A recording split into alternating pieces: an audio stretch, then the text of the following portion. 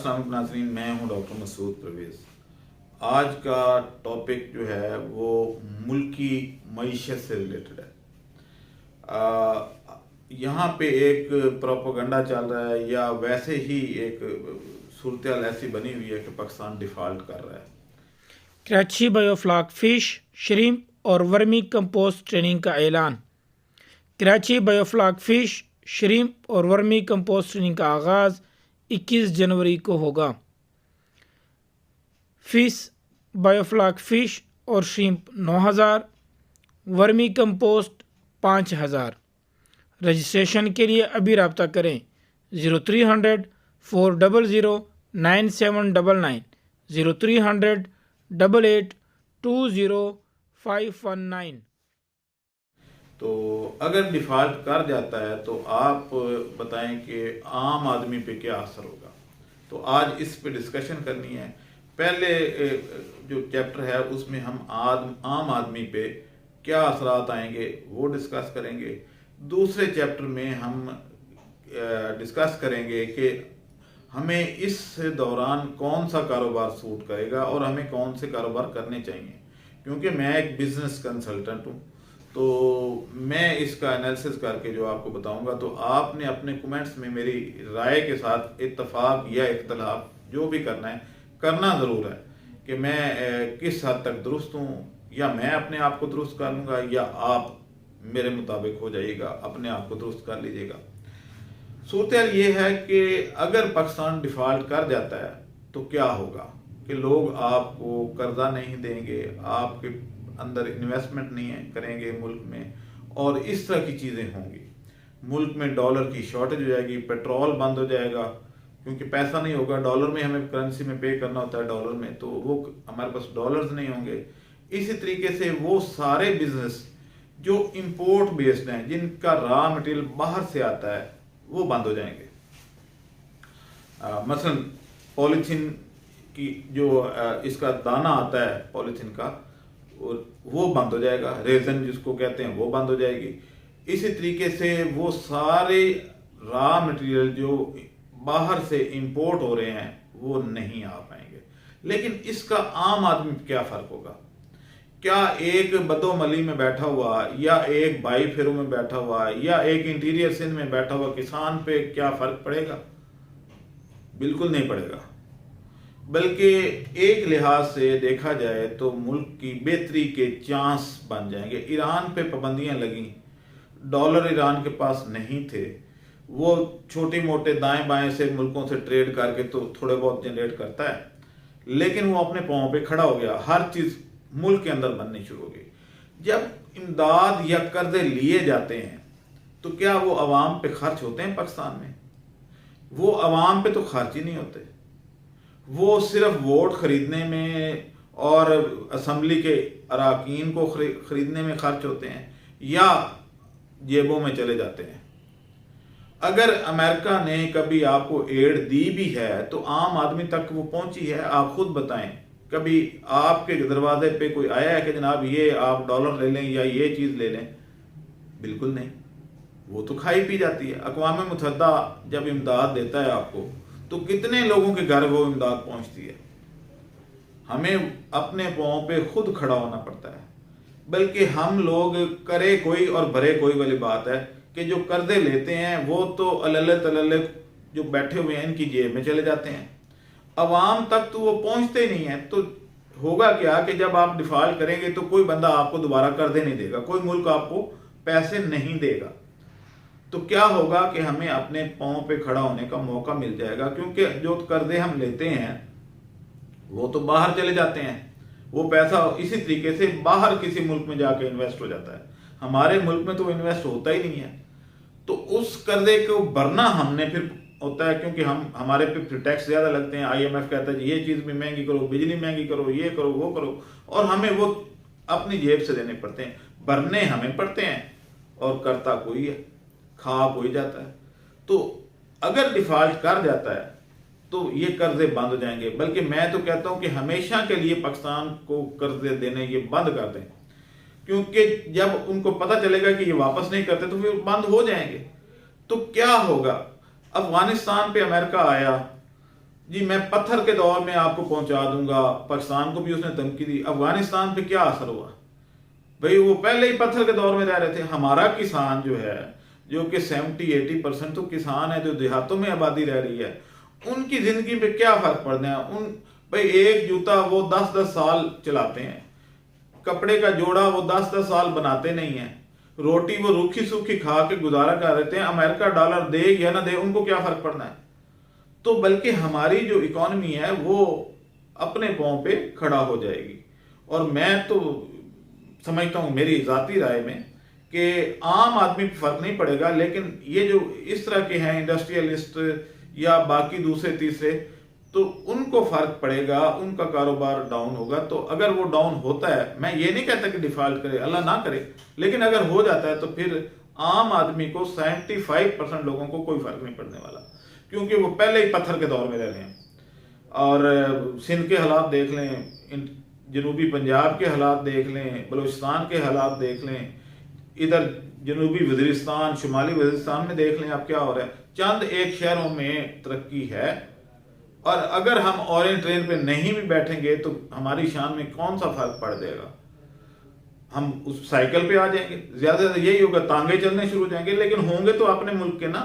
हमें कहीं से तेल उधार मांग के तो नहीं लाना पड़ेगा।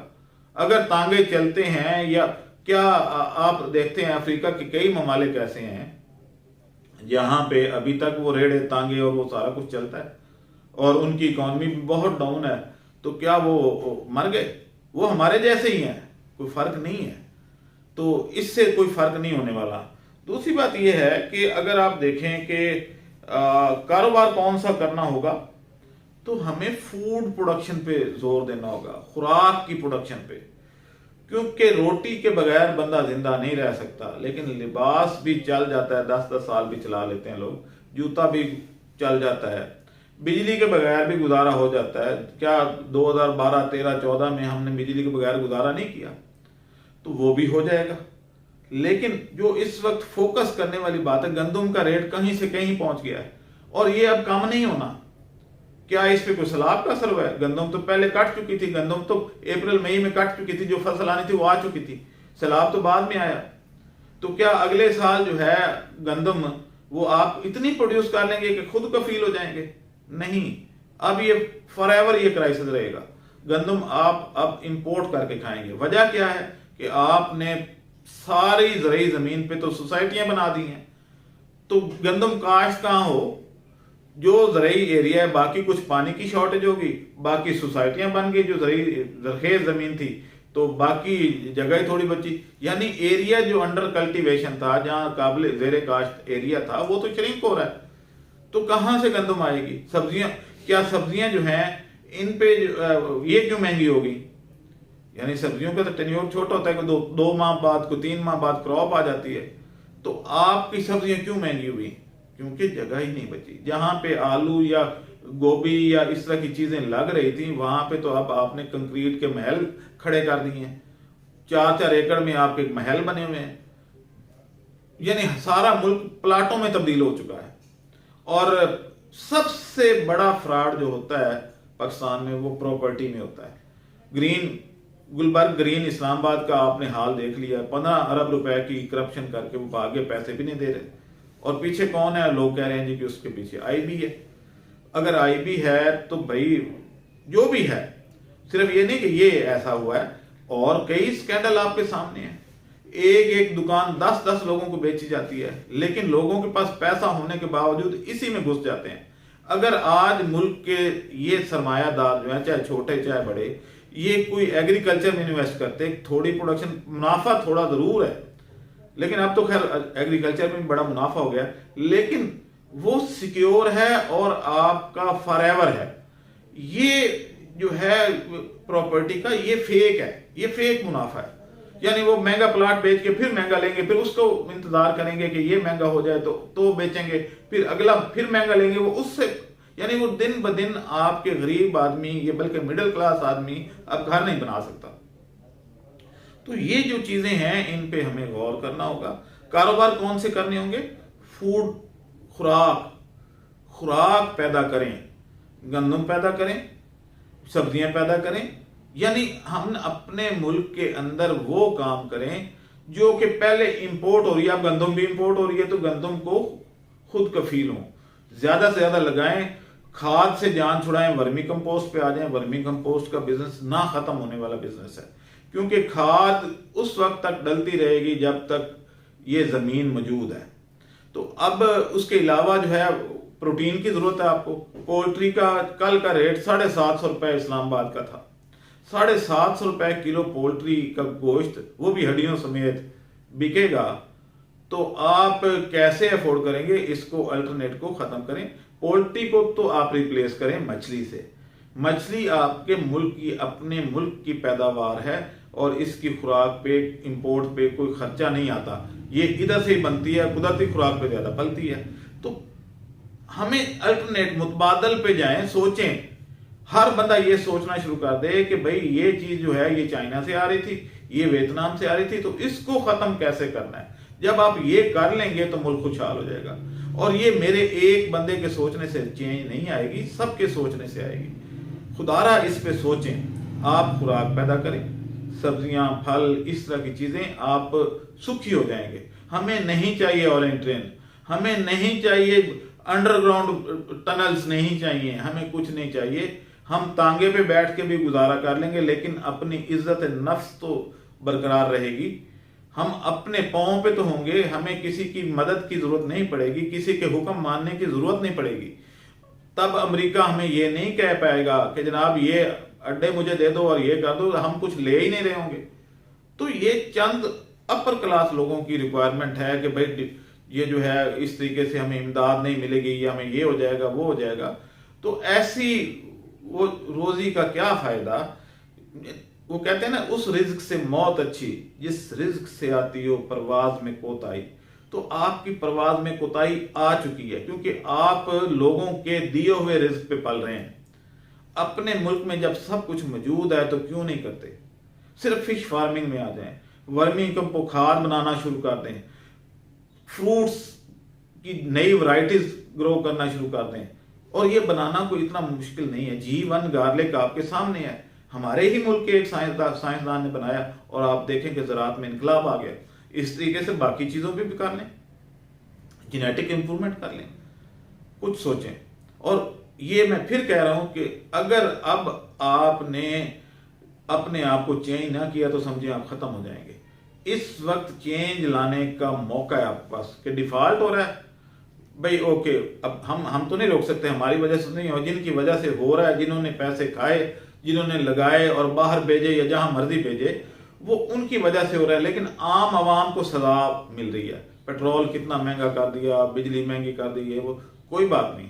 अगली वीडियो में आपको डालूंगा जिसमें बिजली खुद बनाने का क्या तरीका है, और मुफ्त में हर बंदा ये कर सकता है।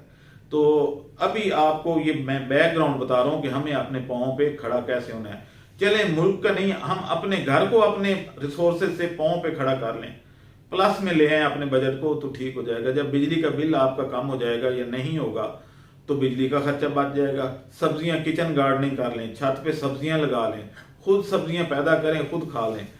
ओके, सूट कपड़े जो हैं वो अगर ज्यादा देर भी हमें एक सूट कोई साल पूरा भी पहनना पड़ता है तो कोई हद नहीं, अपना तो है ना।